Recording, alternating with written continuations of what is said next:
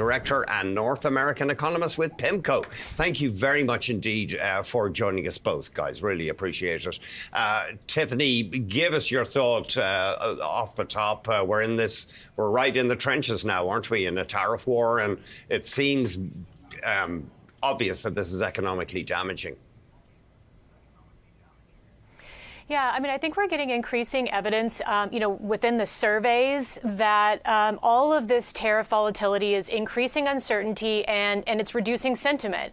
When it's very uncostly to wait, to delay hiring decisions, to delay investment, we think that's going to have an increasing impact on both the United States and Canada. And I think you saw that coming out very clearly in the Bank of Canada statements this morning. Obviously against that, though, there will be some price level adjustments that will happen, as companies try to pass some of these additional costs through. So we're basically, we're coming to a system with, lower potential growth and a higher price level as a result of all of this. Bipan, are you surprised that President Trump is willing to cause this economic damage? I know his long-term goal, he says, is to remodel the U.S. economy. Yeah, to a degree. I mean, this is a long-standing trade relationship between the two countries that, has been integral to the fundamental structure of each economy, right? Mm-hmm. So, in this sort of environment where we're heading into a meaningful trade shock, I mean, it does surprise us to a significant degree that we're willing to inflict these economic wounds on ourselves, right? And from there, we got to pay attention really to how that plays out in the real economy, both in terms of the labor force and also where the imbalances here. We've got a few imbalances here in Canada that we need to pay tribute to. What do you mean imbalances? Well, for one, at our household level, we're sitting on an inordinate amount of debt, mm-hmm. right? There's a lot of mortgages that are coming due to be refinanced over the next couple of years. Now, if we look at direct trade with the United States, 10% of the labor force is, subject to that. And then that expands even more once we consider indirect trade with the United States. So, unfortunately, we could be in a scenario where the unemployment rate does tick up. And then all of a sudden, those imbalances that I talked about, including the amount of household debt we're sitting on, that comes into sharper relief as more and more households start to prioritize, deleveraging and really at the expense of discretionary spending. That is how, the potential growth of the Canadian economy goes lower, as Tiffany mentioned earlier. Mm-hmm. And that necessitates further easing from the Bank of Canada. Certainly, we got the first salvo of that today, post-trade war. Tiffany, your take, if I understand it, is that the Bank of Canada is likely to arrive at a terminal rate for its core borrowing cost of 2.5%. We're down to 2.75% right now. So do you think that they may be near the bottom of the cutting of interest rates? Yeah, I mean, I think outside of the tariff-related announcements, the volatility associated with that, the Canadian economy actually looks like it's doing okay.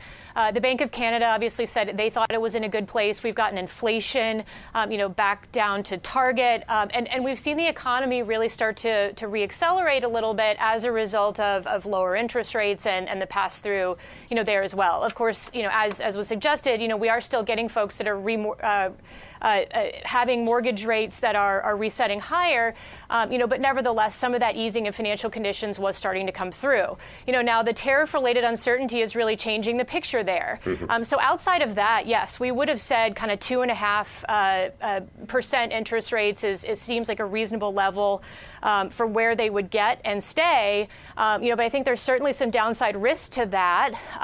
To the extent that you have tariffs that are more damaging, I think the risk is certainly they go below that and need to accommodate as a result.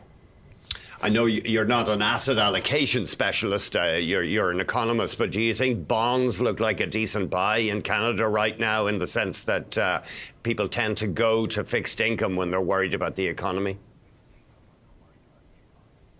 Yeah, I mean, I think that's generally the case, not just in Canada, but elsewhere either. When we look at, bond yields in the United States, I think we would say the same thing.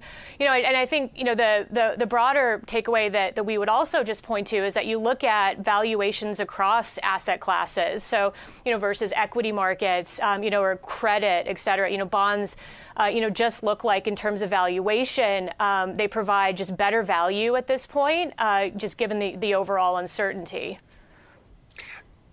A lot of our viewers are in their 60s and, they're nearing the end of their career or they may have finished. I think some of them may be thinking, wow, should I move a whole bunch of my portfolio to a money market fund right now? Bipan, give us your thoughts on that. Certainly, we've seen flows in that direction. I guess, in this sort of environment where you get a significant degree of market chop, a lot of investors tend to prioritize liquidity.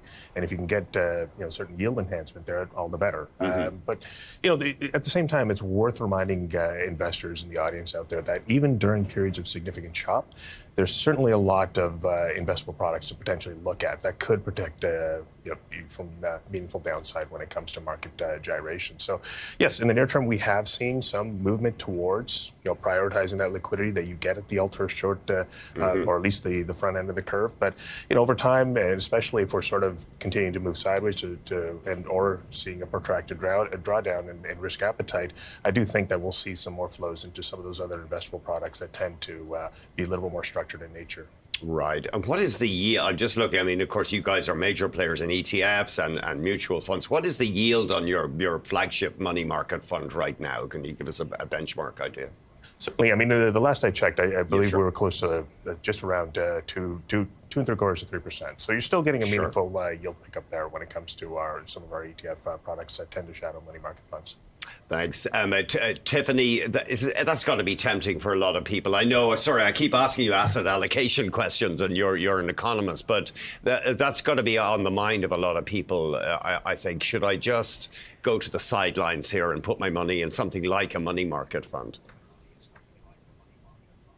Yeah, certainly people should think about, the risks of their portfolio, just given their personal preference and what have you. But, one thing that we would just really highlight is if you look at the broader, aggregate bond index, either a global index or elsewhere, it actually has started to yield more than money market rates.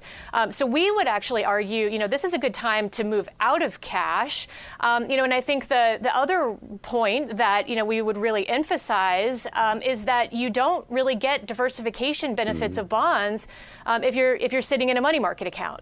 You do get that if you do move out the curve a little bit. Now we wouldn't argue long duration, ultra long duration, but kind of an intermediate duration type of security, mutual fund, ETF, et cetera, really makes sense to us. You get that diversification benefit, you get still elevated yields, and you get that sort of surety amid all of this uncertainty.